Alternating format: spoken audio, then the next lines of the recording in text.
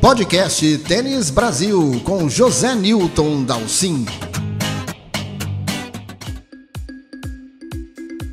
Amigos do tênis, sejam bem-vindos a mais um podcast do site Tênis Brasil.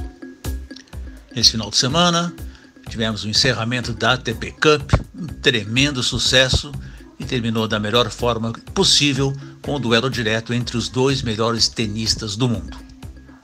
O título mais que merecido acabou nas mãos da Sérvia, e principalmente com destaque para Novak Djokovic, que ganhou todas as suas partidas de simples e de duplas. Para analisar tudo o que aconteceu na ATP Cup, desde a parte da organização até os destaques positivos e negativos, convidamos o jornalista e comentarista do Band Esportes, Francisco Leite Moreira, o Chiquinho, que vai conversar aqui agora com a gente. Chiquinho, antes de tudo, obrigado pela tua presença aqui no podcast do Tênis Brasil. Você atravessou todas as madrugadas aí vendo a ATP Cup. Eu queria primeiro para você uma avaliação do torneio e, mais importante que isso, eu queria que você me dissesse o que é que deu tão certo na ATP Cup. Porque, a rigor, o regulamento foi idêntico à Copa Davis. Tivemos alguns países a mais, 3 cidades diferentes, mas aquele mesmo sistema de Copa Davis, né? 3 jogos, 2 simples, uma dupla, tudo limitadinho. Só que a Davis foi, de certa forma, uma decepção, ou pelo menos o pessoal colocou no lado negativo, e a ATP Cup um tremendo sucesso. Então eu queria, na tua análise dessas longas madrugadas, tudo que você viu a ATP Cup depois da Copa Davis. A ATP Cup tem uma coisa primordial que é exatamente a data.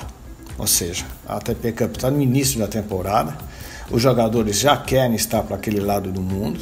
É importante porque o fuso horário nem se fala que é uma tremendo desafio para adaptação. A superfície é igual ao Alberto da Austrália. Então tudo encaixou para que todos os jogadores se interessassem. Jogando com a mesma bola, que esse ano muda, né? Então é importante. Hoje agora é uma nova marca que estão usando, inclusive o ATP Cup tinha a marca dessa bola ali ao fundo. E essa série de coisas fez com que todos os jogadores se interessassem bastante. Além disso, uma premiação bem interessante.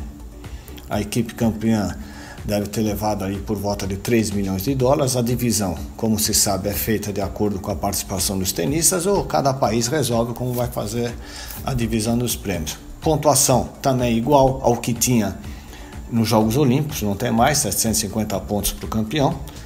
Então, essa série de coincidências foi uma jogada bastante esperta da ATP, que usou de uma situação para...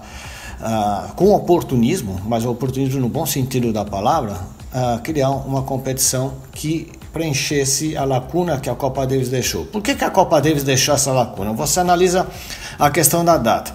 Antigamente você tinha os países jogando em casa ou jogando fora, e sempre tinha aquele clima de Copa Davis, que é uma coisa que a ATP Cup conseguiu resgatar. Teve muita emoção, muita participação de torcida, teve torcida que incomodou, como a torcida da Sérvia. Desconfia-se até que os sérvios ganharam os ingressos, não foram comprados, mas enfim, conseguiu dar emoção ao jogo. A Copa Davis tinha essa característica: você jogava aqui no Brasil, você tinha a chance de trazer grandes adversários, e a participação da torcida era uma coisa emocionante. Aconteceu que a Copa Davis tinha 2 times jogando em novembro. A data, você vai falar, mas a data da Davis sempre foi em novembro. Sim, mas você tinha 8 jogadores. Agora você tem 180 jogadores participando da Copa Davis. Já estão totalmente desgastados e perderam essa concepção da emoção da Copa Davis. Então, a Davis não conseguiu atrair os grandes jogadores, embora tenham jogado Novak Djokovic e o Rafael Nadal. Mas existe um descontentamento geral e a ATP aproveitou essa oportunidade. Tanto é que existe até uma conversa que eu acho muito difícil que aconteça, de que haja uma tentativa de unir as duas competições. Eu acho que é bastante difícil, mas acredito também que a Davis vai ter que ter algumas alterações bastante importantes, porque ela acabou perdendo exatamente essa questão da emoção, né? Você tocou num assunto bem interessante, porque na verdade a ATP ela fez o quê? Ela entrou na briga, criou um campeonato novo e ela tem as suas prerrogativas, ou seja, ela colocou no calendário no melhor momento possível imaginável, estudou bem o calendário, matou ali aqueles torneios de pré-temporada tão tradicionais, Sydney, Brisbane, a Copa Hopman, ela matou esses campeonatos, ela fez uma mudança drástica. Descontraído, né? Copa Hopman. Que era um campeonato, eu gostava muito da Hopman, aliás, né? O torneio misto, etc e tal. Então, mas ela acabou com isso do calendário, até ela mexeu numa tradição muito grande ali e fez o que ela pode fazer, que é colocar pontos no ranking, o que ela não permitiu que a ITF fizesse. Então ela mexeu os pauzinhos em favor próprio, óbvio, mas criou uma grande competição, sem dúvida alguma, né? E qual é, acho que o outro grande lance que diferencia a Davis? Ela obrigou os grandes jogadores a jogar, ela tem esse poder de obrigar, né? Primeiro que você quer ficar bem preparado, segundo que a ATP é a associação dos jogadores, né? Então o Djokovic como presidente da ATP e Nadal e Federer no conselho, eles têm uma certa obrigação de pelo menos nesse primeiro ano dar um apoio a essa competição, né? Então acho que deu tudo certo e como você bem disse, e acho que também foi um fator fundamental que eu queria que você falasse um pouquinho. Os jogos foram muito bons, né? Foi um pouco diferente da deles por isso. Teve essa, vamos dizer, essa sorte, entre aspas, de fazerem grandes espetáculos. A oportunidade fez com que os tenistas se empenhassem, porque existem duas coisas que você fala do ATP Cup. Uma é o desgaste e a outra é ganhar ritmo. A questão da obrigatoriedade, ela também tem um certo bom senso, né? Por exemplo, um jogador como Roger Federer, ele dificilmente iria classificar para as quartas de final não tendo um número 2. Muito importante ter essa classificação de um número 2, né? E também essa Copa Davis teve essa classificação através do ranking do número 1. Então nós tivemos coisas surpreendentes e muito legais, que foi a classificação do Grigor Dimitrov, levou uma molecada para lá que curtiu, aproveitou, e jogadores búlgaros, bons até, jamais teriam uma oportunidade de estar no vestiário com o Djokovic, com o Nadal, treinar com essa turma toda, ou seja, estar num grande evento, não tem ranking, eles não têm ranking. A questão do Federer é que foi falado, é que o Federer estava inscrito, a Suíça estava inscrito, até a confirmação que foi no final do ano passado, até o André Sá, que está trabalhando no tênis Austrália, o tenista brasileiro, quadro finalista de Wimbledon, pois estava tentando levar o Stan Wawrinka, mas nos bastidores fala-se que o Wawrinka ficou um pouco chateado com o Federer, que ele fez a Laver Cup na cidade do Stan Wawrinka, em Genebra, mas não convidou o Stan. Então o Stan falou, não vou jogar, e o Federer sem um número 2 preferiu não participar. Essa é uma questão muito íntima do ATP Cup, que fez com que os tenistas que foram se empenhassem. Não teve nenhum jogo excessivamente descontraído, com exceção daquele do Cuevas, que teve um probleminha ali de falta de combatividade e acabou quase sendo punido. E aí fez aquela situação estranha ali, achei até um pouco de falta de respeito com o adversário, alguma coisa assim, um pouco de deboche, né, como você falou. Mas, de uma forma geral, todos estavam muito empenhados, e até muita gente criticou aí eles quebrando raquete, porque ninguém quebra raquete num jogo de exibição, tá?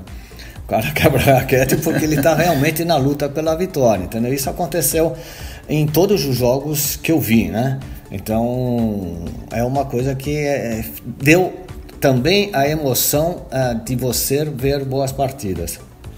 Aliás, tem uma coisa bem curiosa, até o internauta lá no Tênis Brasil observou bem isso lá no blog, é que nós tivemos uma decisão de ATP Cup entre o número 1 e o número 2 do mundo, e jamais na Copa Davis isso aconteceu, né? Uma coisa realmente bem curiosa que favorece esse regulamento que a ATP impôs. Na verdade, esse ATP Cup você pode comparar com um torneio do Grand Slam. São praticamente 15 dias, reunindo a Nata tinha antes no início da competição, um pouco antes do início da competição, você tinha 19 dos 20 primeiros, depois o Nishikori caiu, ficou 8 dos 10 primeiros, e são 188 jogadores. Um grande slam você tem 128, ou seja, então você tinha como quase uma Copa, quase um grande slam, com a diferença de que você pôde pela primeira vez na vida numa competição como o Grand Slam, você ter visto o Nadal perder e continuar jogando. É verdade. Então, essa coisa deu...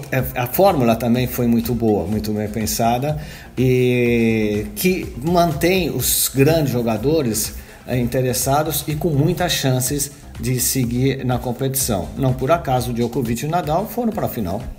Acho também essa ideia de dividir em 3 sedes, que na verdade foi meio para compensar essas cidades que haviam perdido os grandes torneios, né? Sydney, Brisbane e Perth, mas acabou sendo uma grande ideia, né? Porque você espalhou os grandes nomes em 3 lugares diferentes e nos 3 você teve público, o que na Davis já não aconteceu.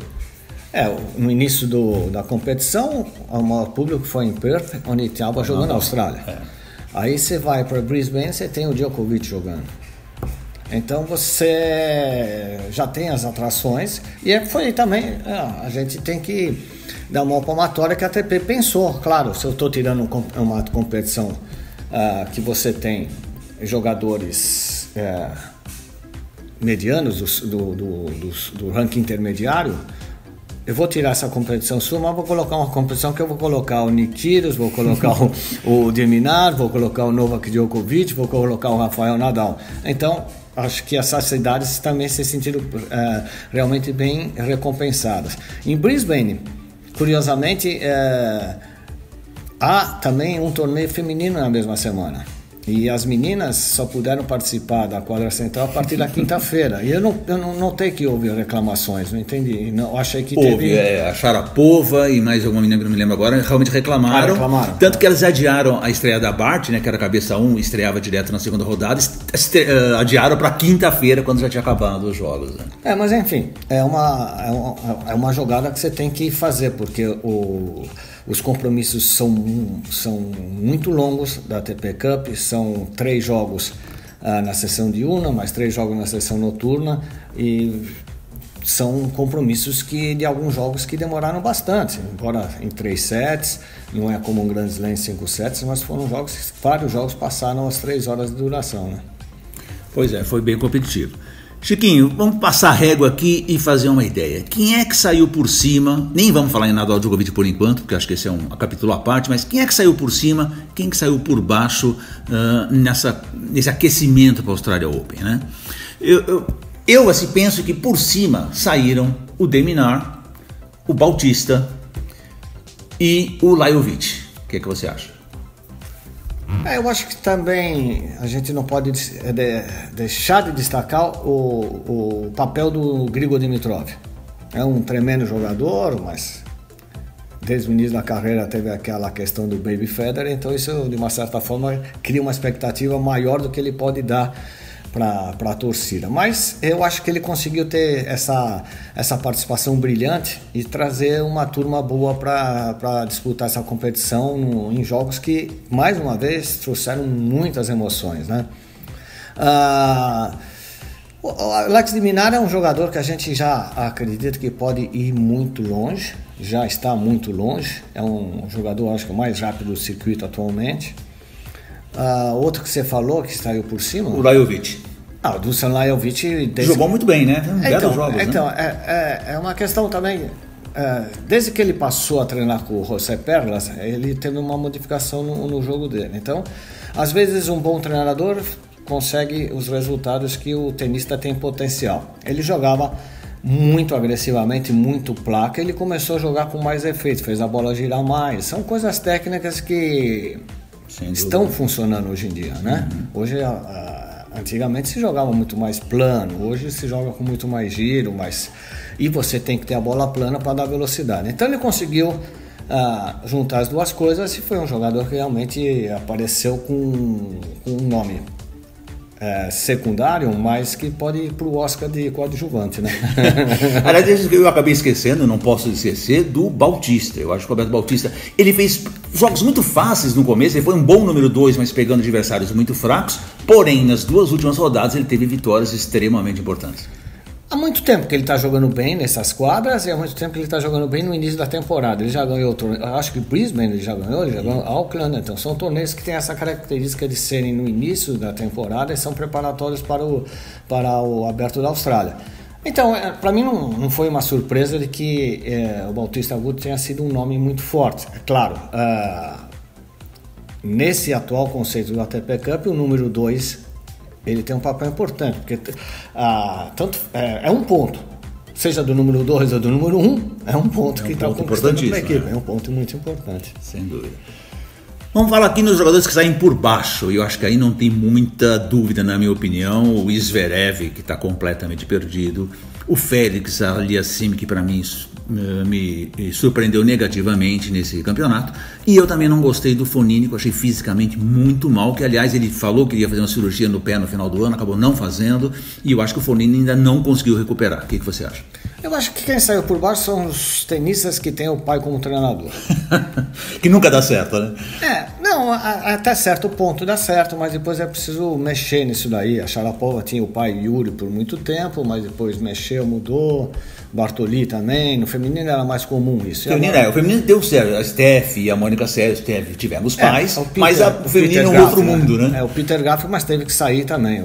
Também teve que sair.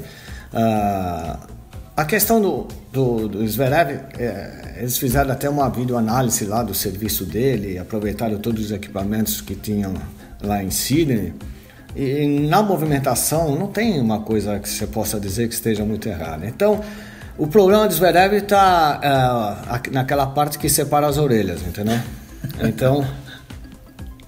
Então o que acontece é que é uma coisa mental e que isso ele tem que trabalhar.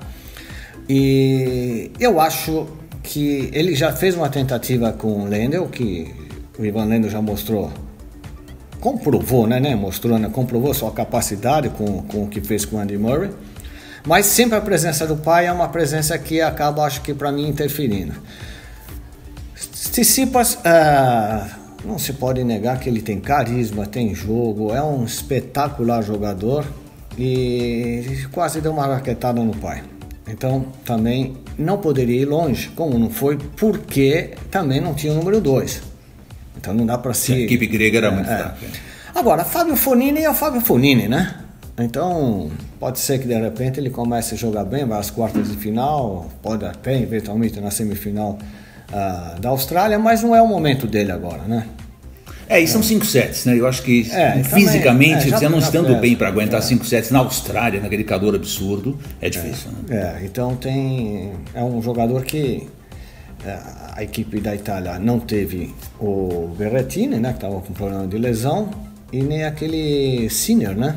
Que eu acho que esse vai ser o primeiro nome dele é Yannick Sinner. Esse pode escrever, esse vai jogar esse vai jogar, já joga, né? Mas vai aparecer assim rapidamente nas posições de destaque do ranking.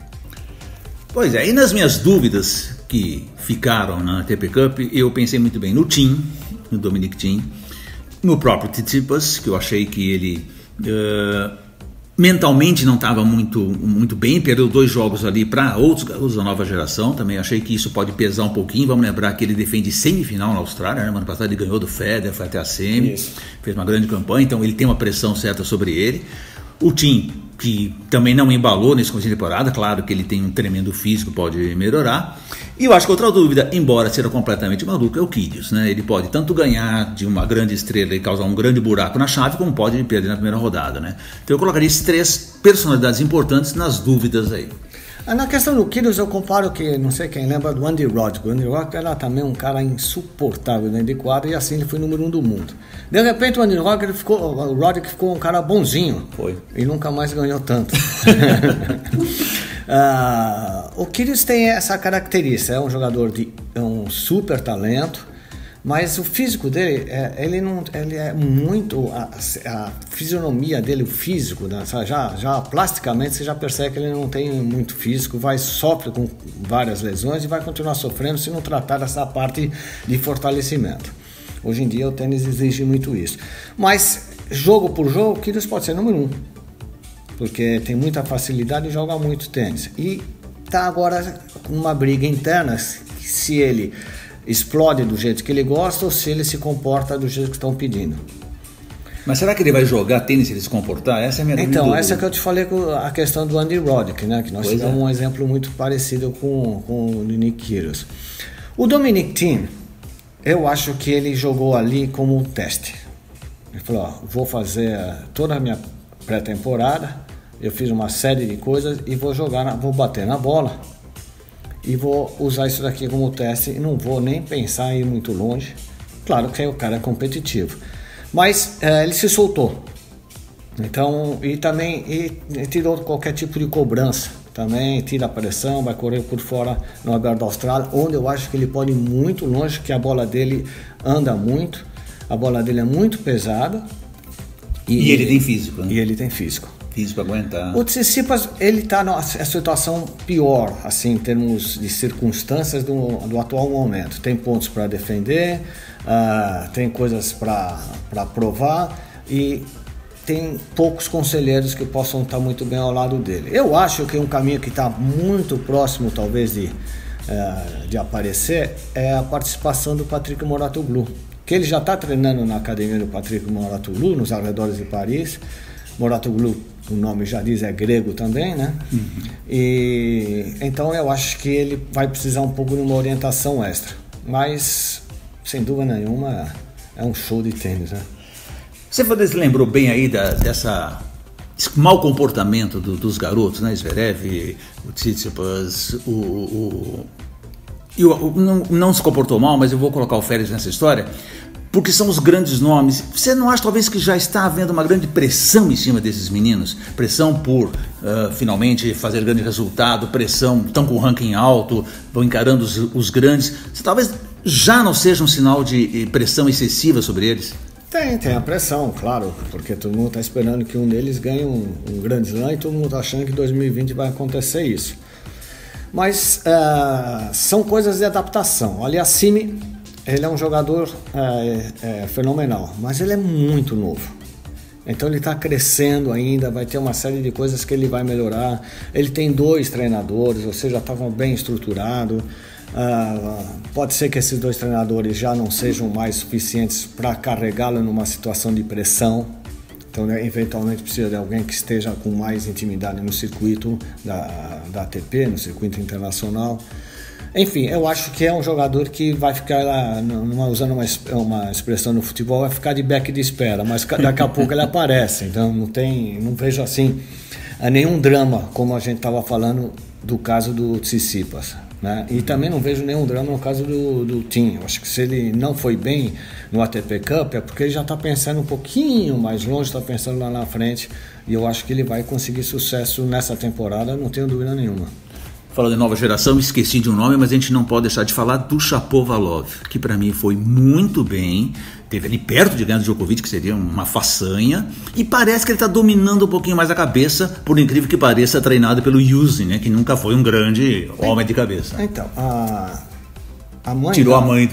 A mãe saiu, né?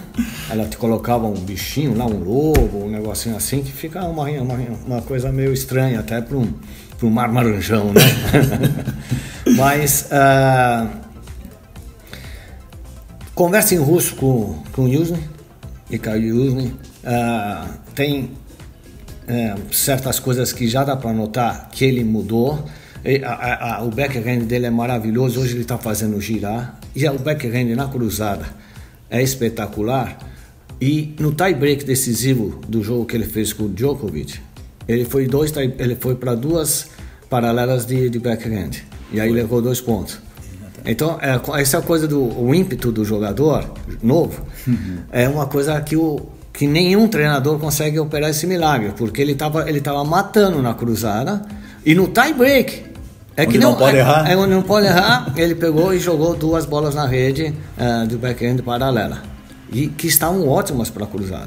Então é um jogador que já cresceu e está crescendo, e comprova essa tese de que essa minha opinião, de que você em certo momento se afasta a mãe e o pai, não que vai desprezá-los, mas afasta a mãe e o pai. Em segundo plano, né? É isso, e deixa alguém que já conhece os corredores, que sabe onde pega a bola, com quem vai treinar, e esse tipo de coisa, que é muito importante para o tenista ficar muito mais tranquilo. Ou seja, ele chega só põe os olhos dele para dentro da quadra, para a parte física, para a parte técnica e para os jogos, né? Que vamos agora à parte mais difícil dessa análise, que é falar de Nadal Djokovic. Que influência pode ter tido essa vitória de Djokovic sobre o Nadal e consequente triunfo da Sérvia? Até que ponto você viu o Nadal desgastado ou não? E, dentro desses dois, um elemento aí que o sorteio da chave, inclusive, pode ser muito importante, que é Medvedev. O Medvedev, ele com esse ATP Cup, ele tirou o time na 4ª colocação e foi para o 4º lugar. Você está entre os 4 primeiros num Grand Slam. É importantíssimo porque você foge do Nadal, do Djoko e do Federer dos três. Até as semifinais, né? Claro que pode acontecer tudo no meio do caminho. Então, o Medvedev vai para o sorteio. O 3 e o 4 vai para o sorteio. Djokovic e Nadal só vão se encontrar numa eventual final. Nadal não jogou muito bem, mas é o jogador com a cabeça mais forte. Mentalmente é o mais forte de todos, e por muito tempo ele é o mais forte de todos, e já teve situações muito mais críticas. A conta chegou um pouco cedo para ele, que ele jogou a Copa Davis, foi campeão, jogou Mubadala e jogou também o ATP Cup, ou seja, ele não parou, certo? Mas por outro lado, também foi uma competição forte, em que ele teve 2 derrotas, é difícil você ver o Nadal perder 2 vezes uma semana, mas que foi muito boa para ele no aspecto de descontração. Ele viveu momentos muito felizes com toda a equipe, se divertiu, deu risada e ele viveu num clima bem amistoso. Perdeu, tudo bem, existe uma pressão para ele sempre ganhar, tudo bem, mas eu acho que ele chega, talvez, no aspecto físico um pouco desgastado, mas já sabendo o que ele precisa fazer para melhorar. Então ele teve um período de adaptação e aprendizado, inclusive, porque ele sabe muito bem aonde ele pode buscar o seu melhor.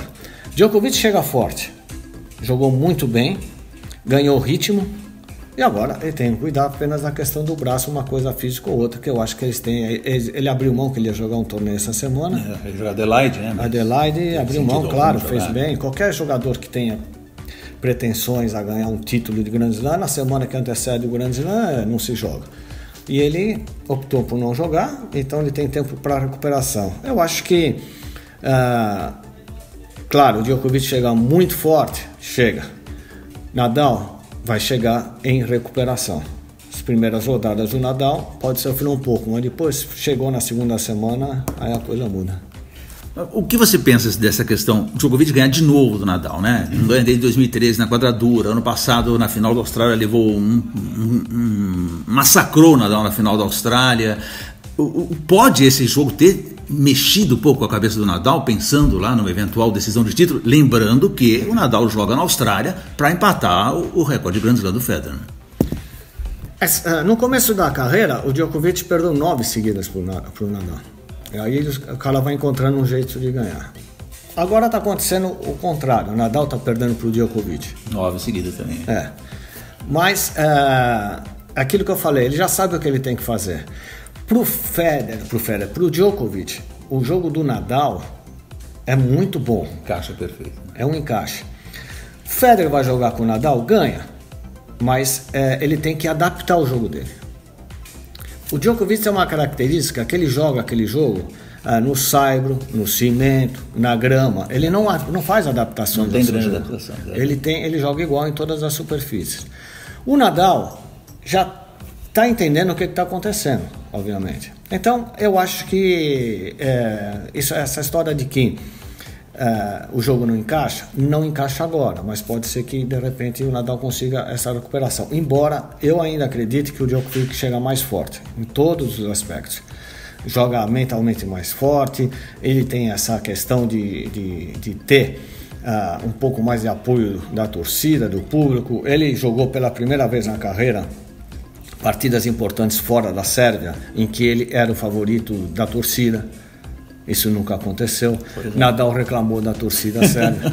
Quem diria? Porque são torcedores que não estão acostumados aos jogos de tênis. Então, teve um jogo que até o Carlos Bernardes teve que tomar atitudes drásticas porque a coisa estava feia. Logo, né? E Copa Davis foi assim, por muitos e muitos anos. Por muitos e muitos anos. Quem jogou na Argentina sabe, né? Quem jogou no Uruguai, quem jogou na Argentina, e não é diferente na Austrália também. Na Itália. A torcida francesa também é muito complicada. Então tem essa coisa, entendeu? Essa participação da torcida sérvia, embora tenha perturbado o Nadal, ela trouxe um pouco do que é a Copa Davis também. Não podemos encerrar, Chiquinho, sem dizer o que esperar de Roger Federer, se é que devemos esperar alguma coisa dele, né? Ele fez aquelas exibições malucas de fim de ano que para mim não combinam com o calendário de um tenista que precisa se poupar, né? Pensando ainda numa temporada 2020 de sucesso.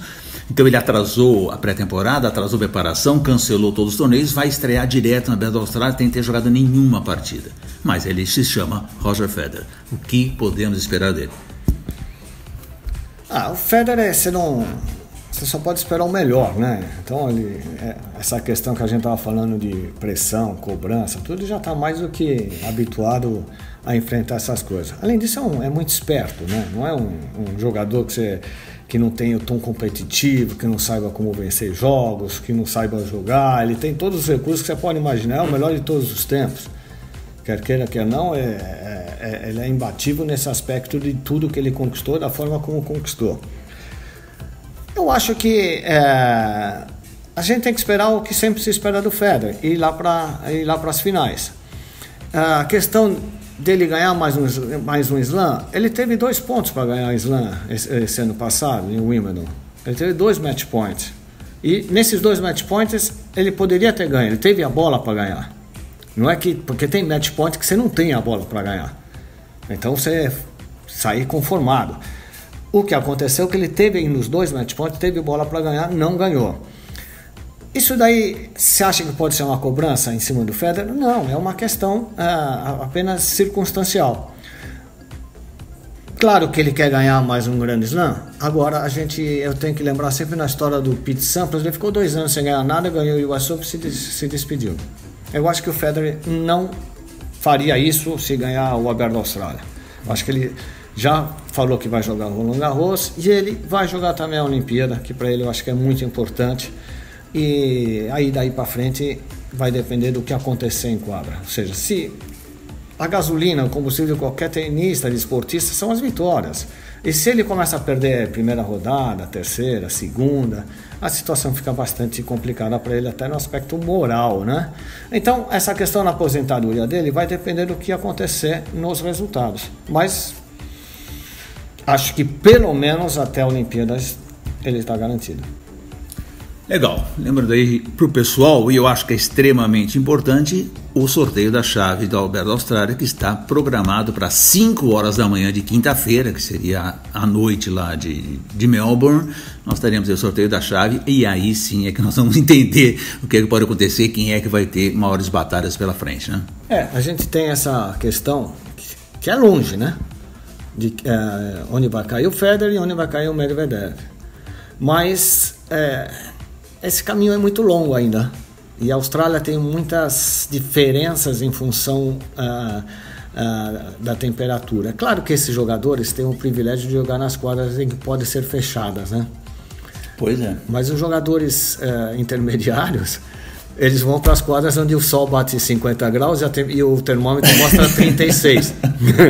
E não tem sombra, né? Então, porque existe uma política de temperatura que raramente é usada no Aberto da Austrália, mas que esse ano está agravada pela questão da poluição em função dos incêndios, em que as quadras principais você pode fechar, você cria um clima agradável. Que ar-condicionado você condiciona. Então, aí você coloca um dia de sol forte na segunda arena. Na Rod Laver Arena, essa situação não é muito diferente, porque a Rod Laver Arena, se você prestar atenção, a sombra ela é controlada através do teto retrátil.